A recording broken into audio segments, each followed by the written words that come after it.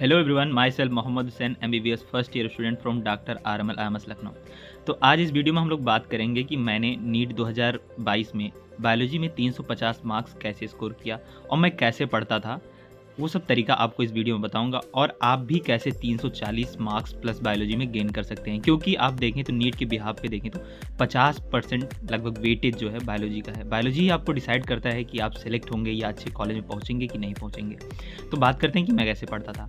जब भी मेरे को कोई फ्रेश चैप्टर रीडिंग मारनी होती थी तो मैं एक बार उस चैप्टर को पढ़ लेता था। उसके बाद मैं लेक्चर देखता था या जो ऑफलाइन लेक्चर होता था मैं उसे अटेम्प्ट करता था। ऐसा करने से क्या होता है कि जब जो पॉइंट्स आपको नहीं आती हैं रीडिंग मारने पे या कुछ टर्मिनोलॉजी ऐसी होती हैं कि आप पहली बार सुनते हैं, तो जब आप रीडिंग मार लेते हैं और क्लास में सर आपको समझाते हैं एक बार, तो वो टर्मिनोलॉजी जो है या जो भी है आपको अच्छे से समझ में आ जाता है, आपको अच्छे से याद भी हो जाता है।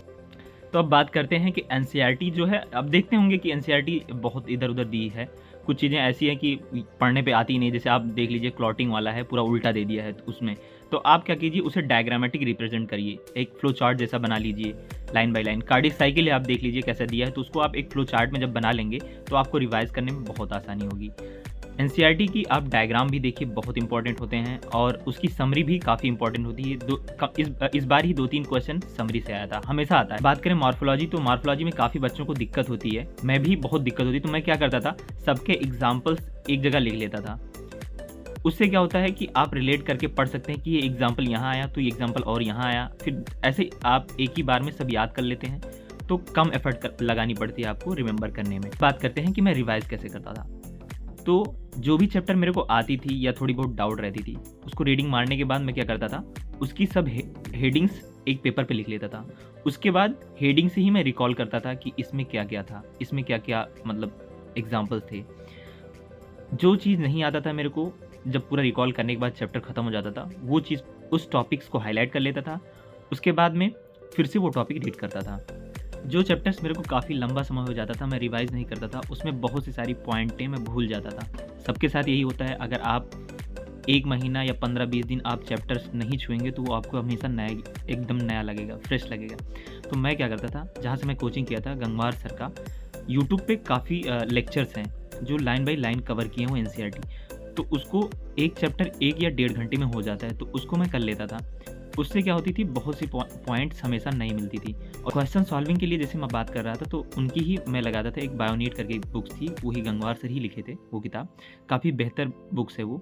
NCERT लाइन बाई लाइन से ही क्वेश्चन बनाया गया उसमें। ये कोई स्पॉन्सर वीडियो नहीं है, लेकिन मैं जो कर रहा हूँ बेहतर मेरे को लगा, मैं वो आपको सजेस्ट कर रहा हूँ। और आप PYQ ना भूलें लगाना, स्पेशली एम्स के क्वेश्चन, क्योंकि जो ट्रेंड बन गया है अभी क्या है कि असर्शन रीजन बहुत पूछ रहा है और लेंदी क्वेश्चन स्टेटमेंट वाले पूछ रहे हैं। तो आप इन सबको, एम्स वाले क्वेश्चन और जो थोड़े लेंदी क्वेश्चन, पुराने क्वेश्चन हैं, इन सबको जरूर देख के। अब बात करते हैं बायोलॉजी सॉल्व कैसे करें आप। बायोलॉजी आपको 30 से 40 मिनट में सॉल्व कर लेना है। अब इतनी अच्छी स्पीड और एक्यूरेसी कैसी आएगी। मैं क्या करता था, 200 क्वेश्चन के लिए मैं लगभग 1 घंटे का टाइमर लगा लेता था।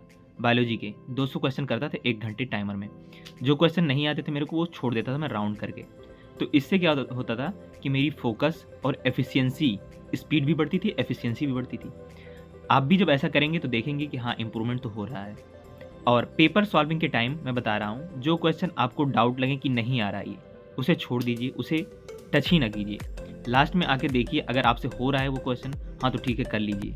नहीं तो आप ऑप्शन एलिमिनेशन मेथड ट्राई करें कि जो ऑप्शन एकदम दूर दूर है वो आप हटा दें पहले से ही। तो इससे क्या होगा कि आप थोड़ा तुक्का भी बेहतर लगा पाएंगे, एक्यूरेटली लगा पाएंगे। बस इतना कीजिए।